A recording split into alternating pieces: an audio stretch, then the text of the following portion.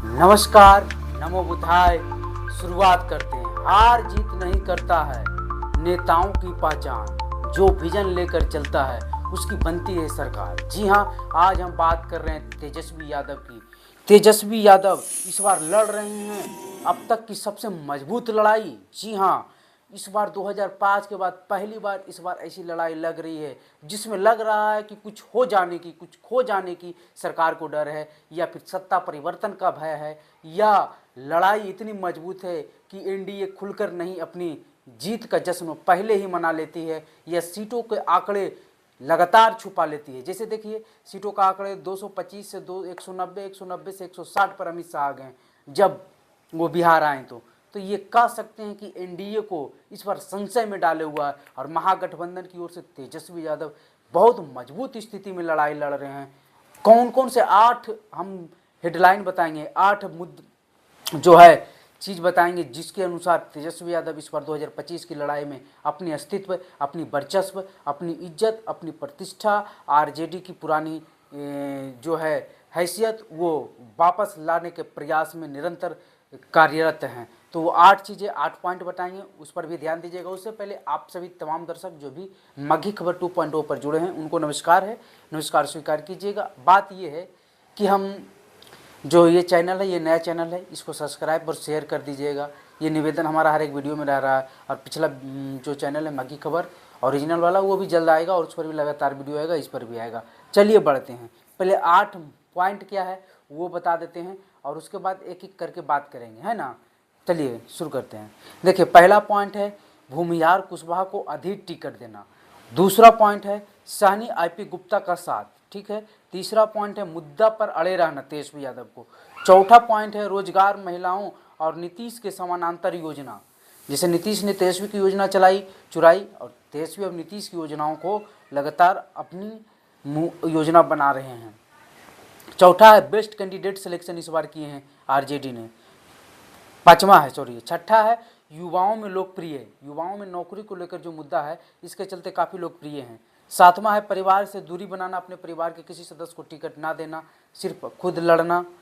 आठवां है बिहारी अस्मिता की बात करना। चलिए एक एक कर बात करते हैं। पहला पॉइंट है भूमिहार कुशवाहा को अधिक टिकट देना। देखिए, इस बार के चुनाव में अनंत सिंह का अगर मैटर नहीं हुआ रहता तो भूमिहार खुलकर आरजेडी के विरोध में नहीं बोल रहे थे। हाँ, कुछ ऐसे क्षेत्र हैं जहाँ अभी भी बोल रहे, लेकिन बहुत सारे ऐसे क्षेत्र हैं जहाँ भूमिहार आरजेडी के साथ साइलेंटली हैं। जैसे आप देख लीजिए नालंदा की अस्थामा विधानसभा क्षेत्र, जहाँ से छोटू कुमार मुखिया हैं देवसपुरा पंचायत के, और अस्थामा विधानसभा चुनाव लड़ रहे हैं जितेंद्र कुमार के खिलाफ, जेडीयू के खिलाफ, आरजेडी के टिकट पर। वहाँ भूमिहारों की एक दुष्ट है एकदम, एक ब्लॉग बनाते हैं दीपक ड्राइवर, उनको देखे हैं, जो पहले बीजेपी की बात करते थे प्रशांत किशोर की, और जातीय तिलकम उनको ऐसा बदला कि वो अस्थामा में आरजेडी का प्रचार करने लगे। जो अशोक महतो को विरोध कर रहे थे आरजेडी के नाम पर, वो अपनी जाति के चलते प्रचार करने लगे आरजेडी के चलते। पहला।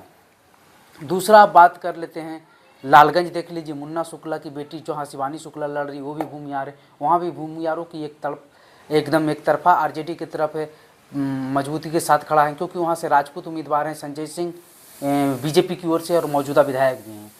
2-2 हो गया। देखिए, सुदर्शन कुमार के चलते निर्दलीय खड़ा हैं बरबीघा में, अस्थामा के बगल के ही क्षेत्र हैं, वहाँ भी भूमिहार एनडीए के साथ नहीं है।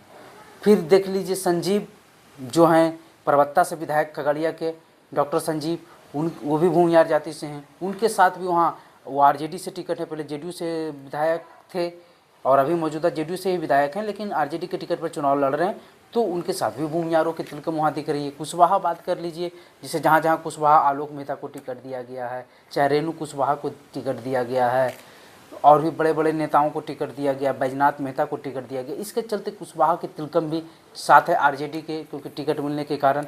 लेकिन हम ये नहीं कह रहे कि 100%, लेकिन जहाँ जहाँ टिकट मिला वहाँ तो कम से कम उनके साथ भूमिहार कुशवाहा जुड़ रहे हैं, और जिसके चलते आरजेडी की कोर वोट के जो 32 कहा जाता है कि महागठबंधन 32% से ही शुरुआत ही करती है, 32% से, लेकिन बढ़ नहीं पाती है। पिछली बार तो 37 तक गई थी कैंडिडेट के दम पर, और इस बार भी कैंडिडेट के दम पर अगर थोड़ी सी मेहनत और बढ़िया से हो गई, तेजस्वी यादव का यही रह गया, तो सरकार भी बनाने से नहीं चूक सकते हैं।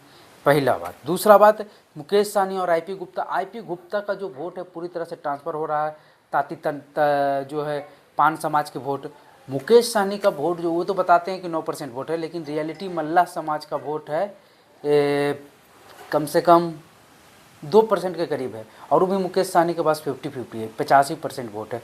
तो 1% वोट ट्रांसफ़र कर पाएंगे देश में। लेकिन अगर 1% भी एनडीए का कोई वोट माना जाता है सहनी, और 1% भी ट्रांसफ़र हो गया, और 1% में आधा परसेंट न्यूट्रल हो गया, तो एनडीए को तो 1.5% का नुकसान हो जाता है। तो इसके चलते फिर और आईपी गुप्ता भी कोर वोट जो है एनडीए के था ही, अति पिछड़ी जातियाँ हैं, अति पिछड़ी जातियाँ में टूट करना ये तेजस्वी यादव के लिए डबल फ़ायदा है।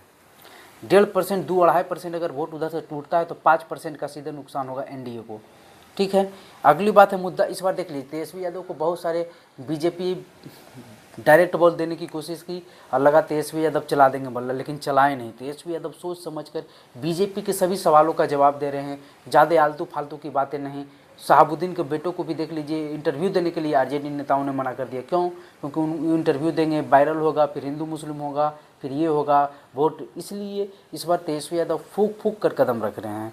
फिर बात रोजगार की आए तो हर एक घर में नौकरी, हाँ इस पर सवाल खड़ा किया जा सकता है कि हर एक घर में, हर एक परिवार के एक व्यक्ति को नौकरी नहीं दे सकते हैं, और ये संभवतः लग भी नहीं रहा। जो बिहार का बजट है 3.25 लाख करोड़ का बजट ही, और वो 2.25 करोड़ के लगभग बिहार में बेरोजगार हैं परिवार से, और मतलब परिवार है 3.25 करोड़ के लगभग, और 40,000 की नौकरी देते हैं, तो 12.25 लाख से ऊपर के 12 लाख से ऊपर के चल जाता है आंकड़ा। तो कैसे हो पाएगा? नहीं हो पाएगा।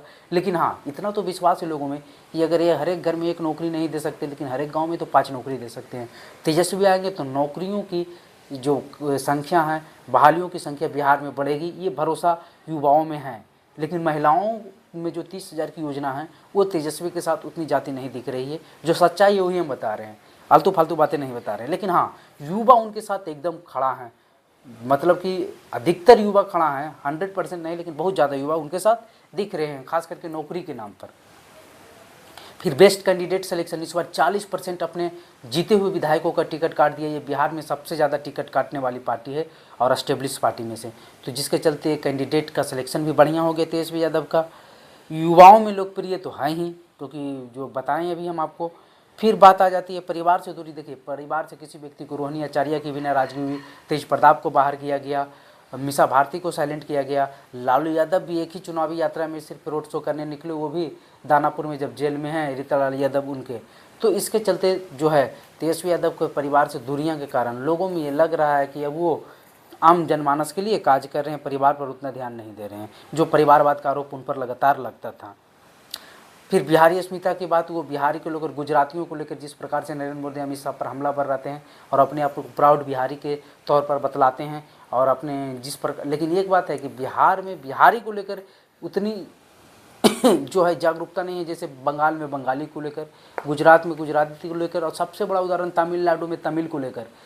वहाँ जाति पाति से सबसे ज़्यादा मायने रखता है कि तमिल कौन है, ये मायने रखता है तमिलनाडु। लेकिन बिहार में सबसे पहला जाति, फिर धर्म, तब क्षेत्र, समझ गए हैं। फिर यही सब चीज़ें हैं, 8 चीज़ें जो तेजस्वी यादव को इस बार उनकी जो है मुकाम को, उनकी जो है स्ट्रगल को, उनकी जो है मेहनत को, उनकी जो है इस चुनावी यात्रा को आगे निकलते हुए या लड़ाई में बनाए हुए और मजबूती से बनाए हुए रखते दिख रहा है। बाकी आप लोगों को क्या लगता है कमेंट बॉक्स में बताइएगा जरूर। वीडियो पर बने रहने के लिए धन्यवाद।